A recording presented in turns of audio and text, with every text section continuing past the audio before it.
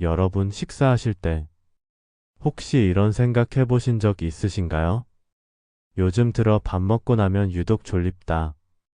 밥 먹은 지 얼마 안 됐는데 또 배가 고프다. 밤만 되면 군것질이 당긴다. 사실 이건요, 그냥 식사 습관의 문제가 아닙니다. 당뇨 전 단계의 신호일 수 있습니다. 저는 80대 현역 의사입니다. 60년 가까이 진료실에서 수많은 환자분들을 만나왔고, 그중 절반 이상이 자신도 모르는 사이 당뇨 전 단계에 접어들어 있었습니다. 그리고 안타깝게도 대부분은 이미 너무 늦은 뒤에야 병원을 찾아오셨습니다. 그래서 오늘은 꼭 이 이야기를 드리고 싶습니다. 당뇨병보다 더 무서운 건 당뇨 전 단계를 모른 채 지내는 것입니다. 이 시기는요, 조금만 생활 습관을 바꾸면 당뇨로 넘어가지 않고 되돌릴 수 있는 아주 중요한 시기입니다. 그런데 문제는 이 당뇨 전 단계는 대부분 무증상으로 나타납니다. 그래서 본인도 모르게 수년간 진행되다가 뒤늦게 당뇨 진단을 받는 경우가 많죠. 자, 그럼 질문을 하나 드릴게요. 여러분의 식사 습관 지금 괜찮으신가요? 밥은 아침부터 꼬박꼬박 드시고, 밥보다 반찬을 더 많이 드시고, 식사 시간은 일정하게 유지하고 계신가요? 만약 글쎄요 하고 망설여지셨다면 오늘 이 영상이 꼭 도움이 되실 겁니다. 지금부터 당뇨 전 단계에서 반드시 바꿔야 할 식사 습관에 대해 하나하나 자세히 풀어드리겠습니다. 먼저 이런 식사 패턴을 가지고 계신 분이라면 특히 주의하셔야 합니다. 하루 세 끼 아침을 거르고 점심 저녁에 많이 먹는 분, 밥보다 반찬, 반찬보다 국물을 더 좋아하는 분, 식후에 과일이나 커피, 단 걸 꼭 찾게 되는 분, 식사 시간이 매번 들쭉날쭉하거나 야식을 자주 드시는 분, 이런 습관이 계속되면 당뇨 전 단계를 넘어 어느 날 갑자기 당뇨 진단을 받게 될 수 있습니다. 왜 그럴까요?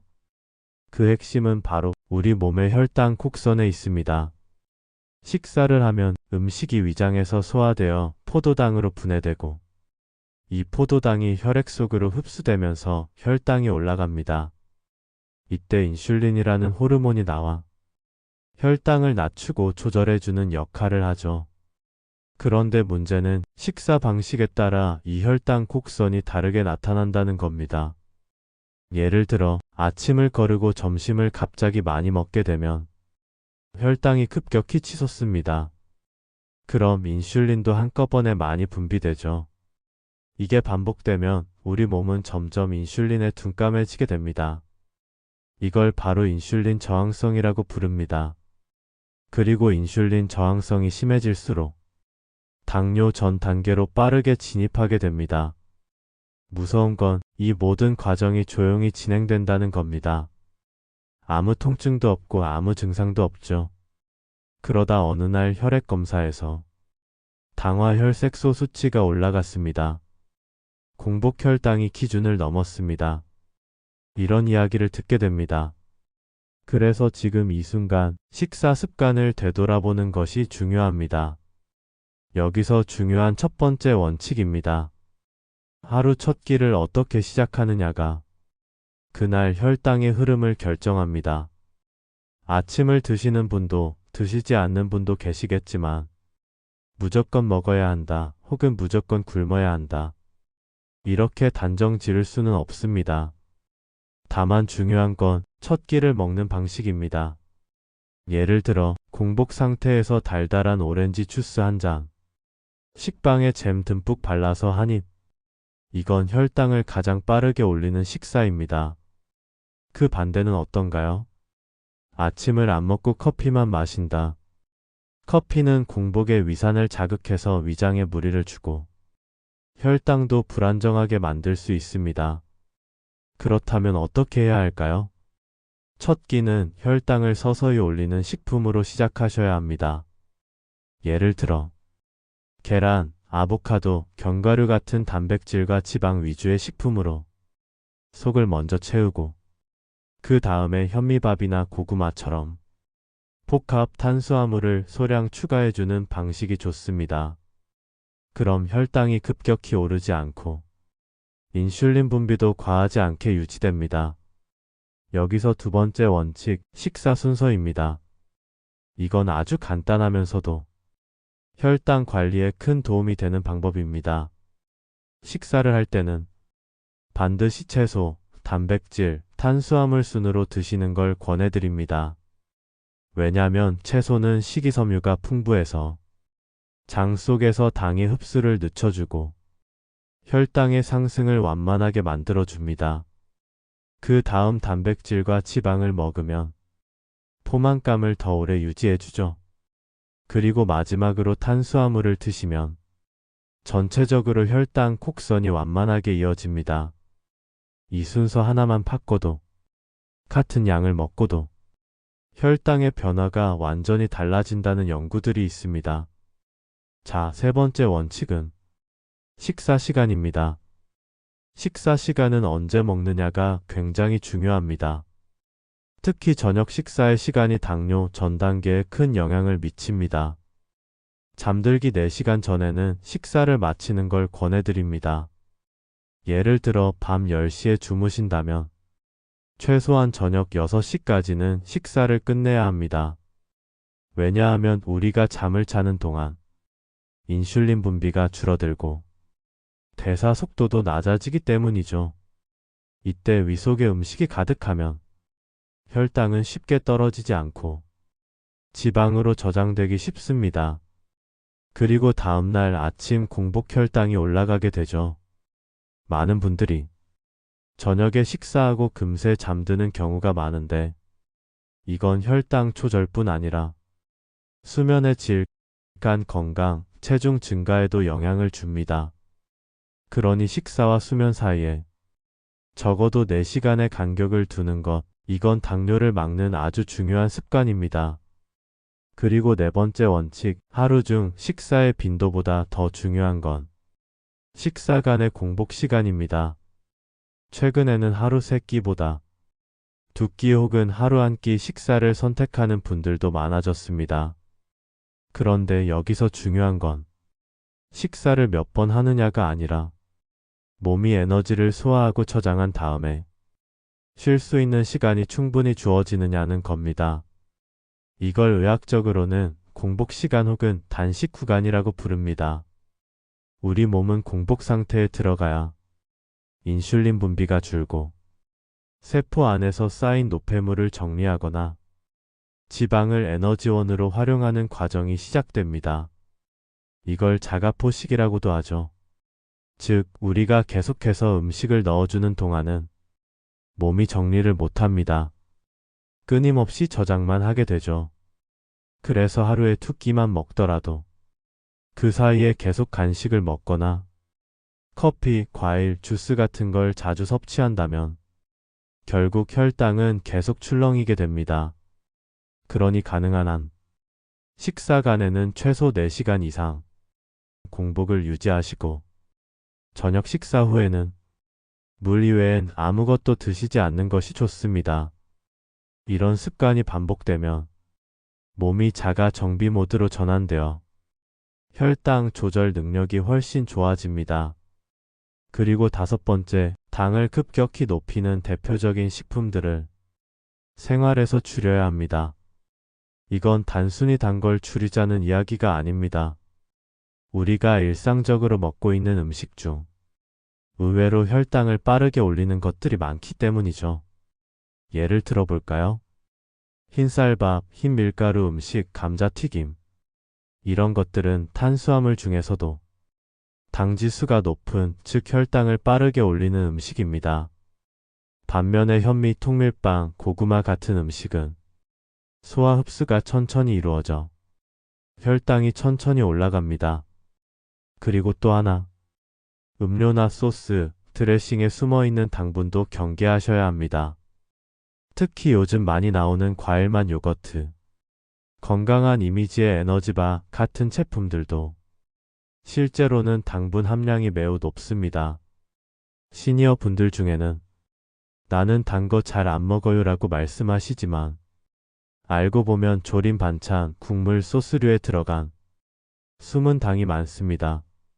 한 끼 식사를 하실 때 본인의 식판에 어떤 당이 숨어 있는지를 한 번쯤 눈여겨보시는 게 좋겠습니다. 여섯 번째 원칙은 같은 음식을 먹더라도 어떻게 먹느냐에 따라 혈당 반응이 달라진다는 사실입니다. 대표적인 예가 바로 밥을 먹는 속도입니다. 같은 양의 밥을 먹더라도 10분 만에 후다닥 먹는 것과 20분 이상 천천히 씹어서 먹는 것은 혈당 상승 속도에 큰 차이를 만듭니다. 왜일까요? 천천히 씹고 먹는 동안 위장에서는 소화 준비가 더 잘 되고 침 속의 효소가 음식물과 더 많이 접촉하게 됩니다. 또한 포만감 신호를 보내는 호르몬이 식사 시작 후 15에서 20분 후부터 나오기 때문에 천천히 먹어야 배부름을 인식하고 과식을 막을 수 있죠. 한마디로 천천히 먹는 것만으로도 혈당을 관리할 수 있고 식사량을 줄일 수 있습니다. 일곱 번째, 음식을 대하는 태도도 바꿔야 합니다. 무슨 말이냐면요. 많은 분들이 식사를 채워 넣는 시간으로만 여기십니다. 배고프니까 빨리 먹고 입이 심심하니까 뭔가를 계속 넣고 텔레비전 보면서 무의식적으로 먹고 이렇게 되면 음식과 나 사이의 감각이 단절됩니다. 내가 배가 고픈지 정말 필요한 음식인지 이걸 구분하지 못하게 되죠. 그런데 식사를 느리게 온전히 집중해서 하다 보면 내 몸이 지금 무엇을 원하고 얼마나 필요한지를 더 잘 알 수 있게 됩니다. 이건 단순히 철학적인 얘기가 아니라 실제로 마인드풀 이팅, 즉 마음 챙김 식사가 혈당 조절과 체중 관리에 효과적이라는 연구도 있습니다. 그러니 적어도 하루 한 끼만이라도 TV를 끄고 핸드폰을 내려놓고 음식과 나에게 집중하는 식사를 해보시기 바랍니다. 그 변화가 분명히 느껴지실 겁니다. 여덟 번째, 음식을 선택할 때는 영양표보다 반응을 보셔야 합니다. 요즘은 포장지에 칼로리, 탄수화물, 단백질 다 써 있죠. 그런데 문제는 똑같은 음식이라도 사람마다 혈당 반응이 다르다는 겁니다. 예를 들어 고구마 한 개를 먹었을 때 어떤 분은 혈당이 아주 조금 오르지만 어떤 분은 확 올라갑니다. 그래서 가장 좋은 방법은 식후 혈당을 스스로 측정해 보는 겁니다.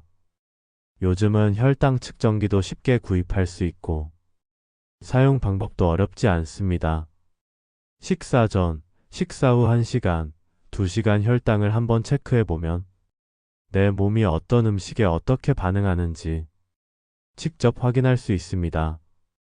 이건 마치 내 몸과 대화를 나누는 아주 좋은 방법입니다. 한두 번만 해보셔도 아, 나는 빵을 먹었을 때 확 올라가는구나. 팥보다 고구마가 더 낫구나. 이런 감각이 생기게 됩니다. 그리고 이런 습관이 앞으로의 식사를 선택할 때 가장 정확한 기준이 되어줍니다. 이제 아홉 번째 이야기입니다. 식사 외에도 우리의 혈당을 조용히 흔들어 놓는 생활 습관들이 있습니다. 그중 가장 흔한 것이 바로 스트레스입니다. 많은 분들이 스트레스는 마음의 문제라고 생각하시지만 실제로는 혈당 조절에도 깊이 영향을 미칩니다. 스트레스를 받으면 우리 몸에서는 코르티솔이라는 호르몬이 분비됩니다.